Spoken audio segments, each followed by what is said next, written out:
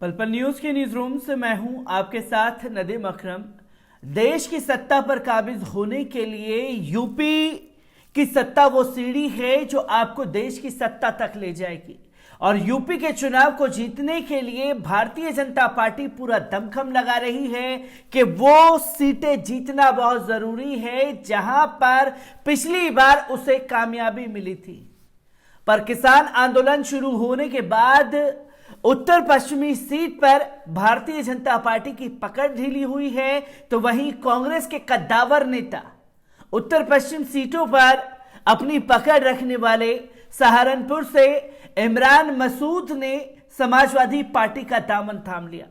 और जब समाजवादी पार्टी का दामन थाम लिया तो तमाम राजनीतिक पार्टियों में एक हड़कंप मच गया कि पहले ही भारतीय जनता पार्टी की पकड़ जो है किसान आंदोलन के बाद से ही उत्तर पश्चिम सीटों पर ढीली पड़ रही थी। इमरान मसूद सपा के साथ चले गए हैं, जिसमें समाजवादी पार्टी को एक बड़ी मजबूती और बड़ी कामयाबी हासिल होगी।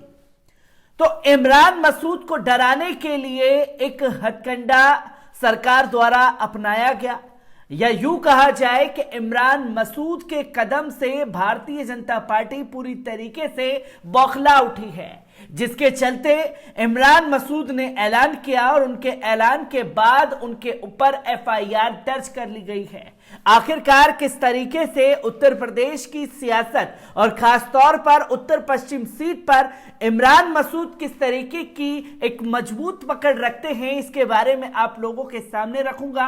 पर उससे पहले एक अपील, अगर ये वीडियो आप YouTube पर देख रहे हैं तो YouTube पर हमारे चैनल को सब्सक्राइब करना ना भूलिए, बेल आइकॉन दबाइए ताकि नए वीडियो की अपडेट आप लोगों के साथ साझा की जा सके। और अगर ये वीडियो फेसबुक, इंस्टा, ट्विटर पर देख रहे हैं तो इंस्टा, ट्विटर पर हमें फॉलो कीजिए।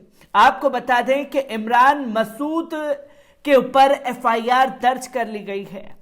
आपको बताते चलें कि उत्तर प्रदेश में होने वाले विधानसभा चुनाव के लिए तारीखों के ऐलान के 2 दिन बाद ही कांग्रेस पार्टी को बड़ा झटका लगा। कांग्रेस महासचिव प्रियंका गांधी के करीबी माने जाने वाले इमरान मसूद ने अपने समर्थकों के साथ अखिलेश यादव की पार्टी सपा का दामन थामने का ऐलान कर दिया। वहीं कांग्रेस छोड़ सपा का दामन थामने का ऐलान करने के कुछ ही देर बाद इमरान मसूद और उनके समर्थकों के खिलाफ एफआईआर दर्ज हो गई है। इमरान मसूद ने सहारनपुर स्थित अपने आवास पर समर्थकों के साथ बैठक की और इस दौरान उन्होंने समाजवादी पार्टी को मजबूत करने की बात कही। वहीं इस मीटिंग के कुछ देर बाद ही सहारनपुर पुलिस ने आचार संहिता और कोरोना गाइडलाइंस के उल्लंघन के आरोप में इमरान मसूद और उनके 10 समर्थकों के साथ 300 अज्ञात लोगों के खिलाफ कुतबशेर थाने में मामला दर्ज कर लिया है। एसपी सिटी राजेश कुमार ने बताया है कि इमरान मसूद ने अपने आवास पर अपने समर्थकों की भीड़ बिना पूर्व अनुमति के जुटाई थी, जिसमें बड़ी संख्या में लोग जमा हुए थे। उन्होंने बताया कि पूरे प्रदेश में आचार संहिता लागू है। साथ ही उन्होंने बताया कि इस दौरान कोविड गाइडलाइंस का पालन नहीं किया गया। वहां मौजूद लोगों में से किसी ने चेहरे को मास्क से नहीं ढका हुआ था और ना ही सामाजिक दूरी का पालन किया गया था। एसपी सिटी ने बताया कि कुतबशेर थाने में इमरान मसूद सहित 10 लोगों को नामजद करते हुए 300 अज्ञात लोगों के खिलाफ आईपीसी की विभिन्न धाराओं एवं महामारी एक्ट के तहत केस दर्ज कर लिया गया है। दूसरी तरफ इमरान मसूद का यूपी में होने जा रहे विधानसभा चुनावों से ठीक पहले सपा के साथ हाथ मिला लेना कांग्रेस के लिए बड़ा झटका माना जा रहा है। इमरान मसूद कांग्रेस के पूर्व उपाध्यक्ष राहुल गांधी और महासचिव प्रियंका गांधी के करीबी हैं। इसके पहले इमरान मसूद ने कहा कि यूपी में सपा और भाजपा के बीच सीधी टक्कर है। वर्तमान बीजेपी सरकार हिंदू मुस्लिम एकता की दुश्मन है। मसूद ने कहा कि अब अखिलेश यादव के नेतृत्व में नौजवानों, किसानों, व्यापारियों और महिलाओं को सुरक्षा देने वाली सरकार बननी चाहिए। इमरान मसूद के कदम के बाद ही क्यों उनके ऊपर एफआईआर दर्ज हुई, ये सबसे बड़ा सवाल खड़ा होता है, क्योंकि भारतीय जनता पार्टी के आला कमान नेताओं द्वारा भी उनके ऊपर इस तरीके की एफआईआर दर्ज नहीं की जाती। और रही कोरोना गाइडलाइंस की नियम की बात, तो भारतीय जनता पार्टी की रैलियों में भी कोरोना नियम की धज्जियां उड़ाई जाती हैं, पर अगर सामने कोई विशेष धर्म से ताल्लुक रखता है तो उसके ऊपर एफआईआर तुरंत में दर्ज कर ली जाती है। और इमरान मसूद क्यों मजबूत पकड़ रखते हैं उत्तर पश्चिम की सीटों पर जहां भारतीय जनता पार्टी उनके कदम से बौखलाई है, एक बार इस पूरी रिपोर्ट पर भी नजर डाल लीजिए। आपको बता दें कि सूबे के सहारनपुर जिले से ताल्लुक रखने वाले कांग्रेस के राष्ट्रीय सचिव इमरान मसूद अपने बयानों के चलते काफी दिनों से चर्चा में थे। अब तो उन्होंने अपने एक बयान में यह बिल्कुल स्पष्ट कर दिया कि वो कांग्रेस के से सारे रिश्ते नाते तोड़ सपा में घर वापसी कर सकते हैं।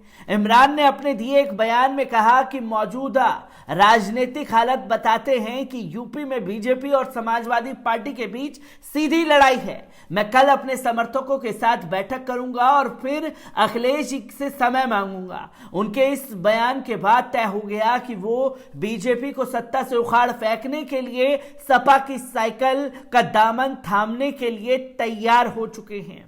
आपको बता दें कि हाल ही में बीते कुछ चुनाव में कांग्रेस नेता इमरान मसूद कुछ खास कमाल नहीं दिखा पाए, इसलिए वो भी सपा में जाने से योजना काफी पहले से ही बना रहे हैं। इसको लेकर वो समय समय पर बयान भी देते रहे। वहीं समाजवादी पार्टी भी कद्दावर नेता आजम खान की गैर मौजूदगी में चुनाव में उतरने जा रही है। इस वजह से सपा को भी एक बड़े मुस्लिम नेता की तलाश थी। हालांकि इमरान मसूद का कद सपा के आजम खान जितना बड़ा तो नहीं है, लेकिन इमरान मसूद भी पश्चिम यूपी की कई सीटों पर अच्छी पकड़ रखते हैं।